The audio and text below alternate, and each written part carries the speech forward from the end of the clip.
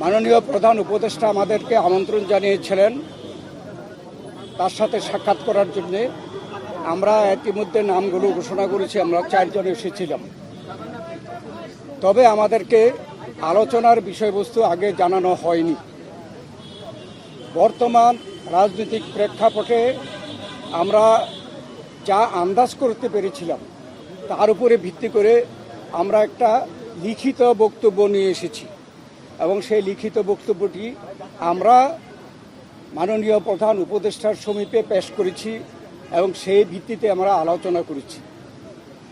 তার একটি সারাংশ আমি আপনাদের সামনে তুলে ধরতে চাই। বাংলাদেশে গণতন্ত্র উত্তরণের লক্ষ্যে বিএনপি প্রথম থেকেই একটি সুস্পষ্ট জাতীয় নির্বাচনী রোডম্যাপ দাবি করে আসছে। আপনারা জানেন যে আমরা এটা প্রকাশ্যভাবে দাবি করে আসছি। সুষ্ঠু, নিরপেক্ষ ও অবাধ নির্বাচন অনুষ্ঠানের উদ্দেশ্যে সরকারের নিরপেক্ষতা বজায় রাখার স্বার্থে বিতর্কিত উপদেষ্টাদের বাদ দিয়ে উপদেষ্টা পরিষদ পুনর্গঠনের জন্য আমরা দাবি জানিয়েছি। বিএনপির প্রতিটি নেতা কর্মী ব্যক্তিগতভাবে, রাজনৈতিকভাবে, পারিবারিকভাবে সবচেয়ে বেশি ক্ষতিগ্রস্ত হয়েছে আওয়ামী লীগের আমলে এবং সেই জন্য আওয়ামী লীগের বিচার সবচেয়ে বেশি দাবি করে বিএনপি। এই বিচার প্রক্রিয়া কোনোভাবে অসম্পূর্ণ থাকলে বিএনপি সরকারের দায়িত্বে যখন যাবে তখন বিচারের আওতায় এনে তা বিচার বিভাগের মাধ্যমে, স্বাধীন বিচার বিভাগের মাধ্যমে পরিপূর্ণভাবে সম্পন্ন করা হবে। নির্বাচন সংশ্লিষ্ট সংস্কার কার্যক্রম অবিলম্বে সম্পন্ন করে ডিসেম্বরের মধ্যে জাতীয় সংসদ নির্বাচন অনুষ্ঠানের জন্য দ্রুত একটি রোডম্যাপ প্রদানের দাবি আমরা জানিয়েছি। ডিজাইন, এলিগেন্স, বিউটি, সেরা পণ্য সবার জন্য জেভিকো। বাংলাদেশের মানুষ বিশ্বাস করে যে অন্তর্বর্তীকালীন সরকারের মূল দায়িত্ব হচ্ছে একটি সুষ্ঠু, নিরপেক্ষ নির্বাচনের মাধ্যমে বাংলাদেশকে গণতন্ত্রে উত্তরণের প্রক্রিয়া দ্রুত সম্পন্ন করা হবে। যে কোনো উছিলায় নির্বাচন যত বিলম্ব করা হবে, আমরা মনে করি জাতির কাছে আবার স্বৈরাচার পুনরায় ফিরে আসার ক্ষেত্র উপস্থিত হবে। এর দায় দায়িত্ব বর্তমান সরকার ও তাদের সাথে সংশ্লিষ্টদের উপরে বর্তাবে। বিএনপি সম্প্রতি যে নানা ধরনের গুজব আছে, সেই প্রেক্ষিতে আমরা বিএনপির পক্ষ থেকে বলেছি, বিএনপি কখনই প্রধান উপদেষ্টার পদত্যাগ চায়নি, বরঞ্চ প্রথম দিন থেকেই এই সরকারকে সর্বাত্মক সহযোগিতা করে আসছে। আমাদের যে আলোচনা তার এই সারাংশ ছিল এতটুকু। আপনাদের সকলকে ধন্যবাদ। আল্লাহ হাফেজ। কোনো সুনির্দিষ্ট রোডম্যাপের আশ্বাস পেয়েছেন কিনা? আপনারা যে দাবি জানিয়েছেন, ওনারা কি বলেছেন সেটা পরে? আমাদের যে আলোচনার মধ্যে আসছে সংস্কার, বিচার এবং নির্বাচন মূল।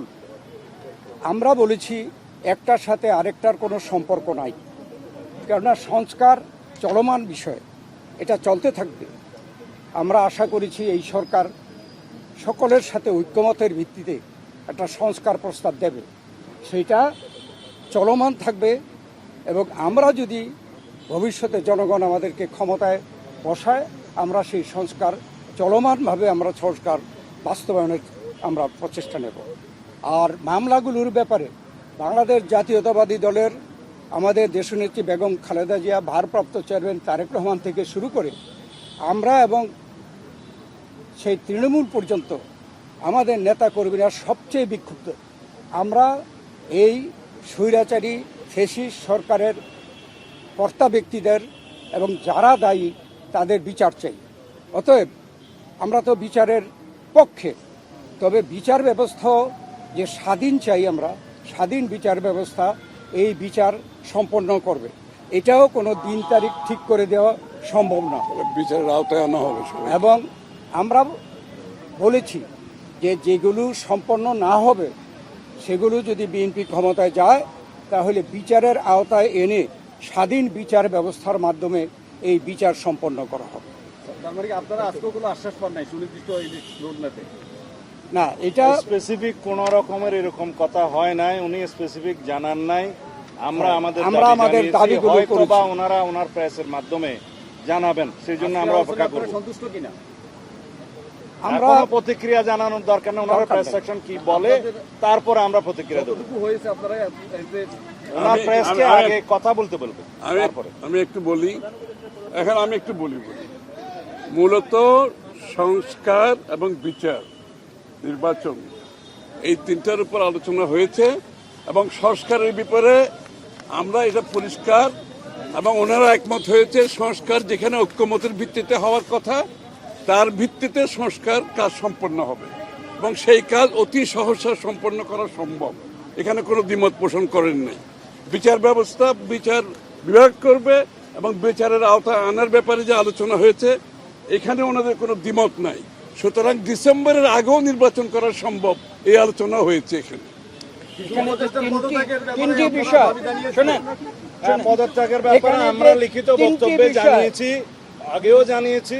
নিরাপত্তা উপদেষ্টা এবং আর দুইজন ছাত্র উপদেষ্টা যাদের কারণে এই সরকারের নিরপেক্ষতা ক্ষুণ্ণ হচ্ছে তাদেরকে বাদ দেওয়ার জন্য আমরা আজকেও লিখিত বক্তব্য আমরা দিয়েছি, ওকেও বলেছি। আশ্বাস বা কিছু দিয়েছে? সেই আশ্বাস ওনারা দেখবেন, আমরা আমাদের বক্তব্য দিয়েছি। থ্যাংক ইউ, থ্যাংক তিনটি ইউ, বিষয়, থ্যাংক ইউ। যে তিনটি বিষয় নিয়ে আমরা কথা বলেছি আপনারা শুনেছেন, সংস্কার, বিচার এবং নির্বাচন। আমরা স্পষ্ট ভাষায় বলেছি যে দে আর মিউচুয়ালি এক্সক্লুসিভ, একটার সঙ্গে আরেকটার কোনো সম্পর্ক নেই।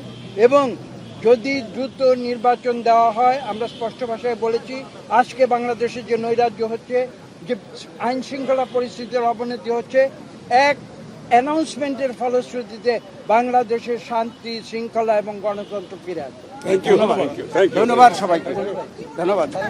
Thank you, thank you.